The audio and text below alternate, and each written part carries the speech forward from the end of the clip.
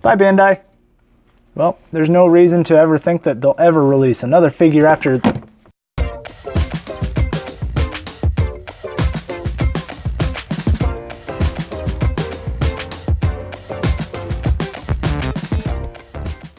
Hey there, Glenn with the Toy Temple, and today we've got Bandai's Power Rangers 25th Anniversary Psycho Red Ranger from the Legacy Collection.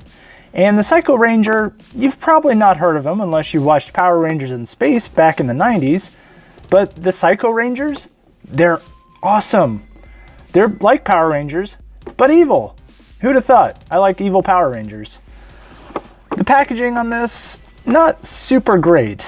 As we saw with the Red Armored Ranger, it's pretty plain. One thing I did want to point out is that on the packaging, there is a paint blemish on that silver.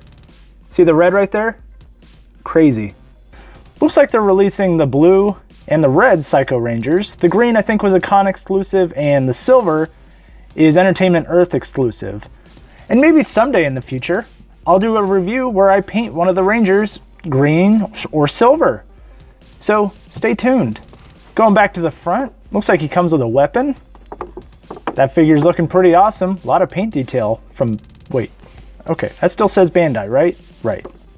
So, let's get him open and take a look at this weird Psycho. And here is Psycho Red out of the package. And I'm really impressed with it. This has a lot to love, honestly. I'm looking at it, I'm liking a lot about it. I love the design of the Psycho Rangers. I love these shoulder pads that it comes with. I love the little winged, almost like flames on the side of his helmet. I love the deco on the belt. Love that. That's amazing. And with gold paint. The more I play with it, the more I notice that the shoulders and the arms and the rest of the joints, they're pretty solid. Up until you get to the head, and then it starts getting a little wobbly. The Psycho Rangers were pretty much brought in to beat up on the In-Space Rangers from Dark Spectre and Astronema. And then they kind of took on a life of their own. So it's cool that Bandai decided to actually release a few, because the Legacy line didn't have any villains hardly. So it's nice that we get villains before the line officially ends. And sure, they made Lord Draken, but I mean, do you want to pay eBay prices for that Lord Draken? I don't think so.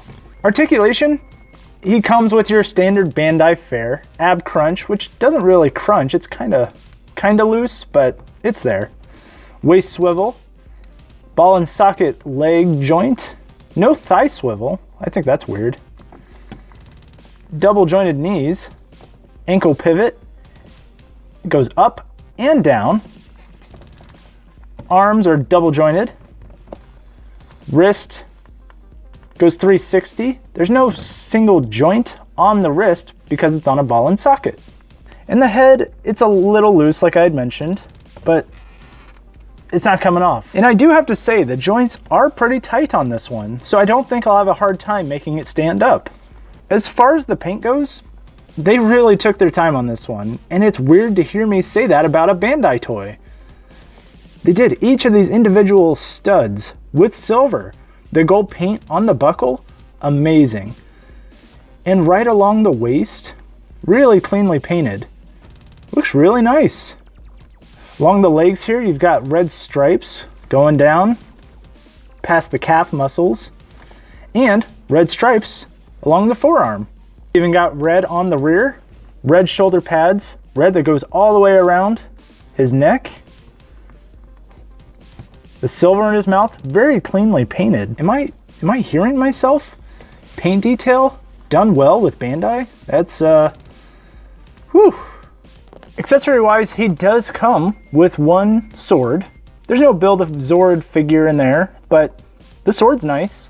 It's not exactly painted the way I would think it should be, but just the fact that he came with a weapon is okay. It's black plastic, kind of flimsy, not really built too solid, but it does its job. And here's your size comparison between Andros, the red In-Space Ranger, and Red Psycho. And they scale very well together. And Andros, he does come with the gun, so technically he did get packed in with a weapon and a Build-A-Zord piece, but it's cool to actually have the sword. And one more size comparison between Red Armored Ranger and the others, and I think he stands pretty tall. The red Psycho Ranger just a shade shorter. All in all, I think red Psycho Ranger is pretty cool. I might pick up a blue one just to custom, but it's a shame they're not going to release the whole team because I really like it. And they obviously took the time to make the deco and make the mold for the Psycho Rangers, so we'll never see pink or yellow, but it's amazing to see this level of detail at the dying days of the Bandai era. They really took their time, and it shows that even though they've had some misses, they were still very capable of some hits. A 4 out of 5. A better score than I gave the Red Armored Ranger, because maybe I hyped that one up too much, and this one I don't think I had high expectations for, but I'm pleasantly surprised. He looks amazing, looks intimidating, looks scary, comes with a weapon, the articulation is there. I like him. I like him a lot. So with that, thank you very much for watching. Hit like, share, subscribe, leave a comment down below if you've completed the whole In Space team. Did you watch In Space? Let me know what you thought about it. Check us out on Instagram and Twitter @TheToyTemple. And remember, you're never too old to enjoy the things you love.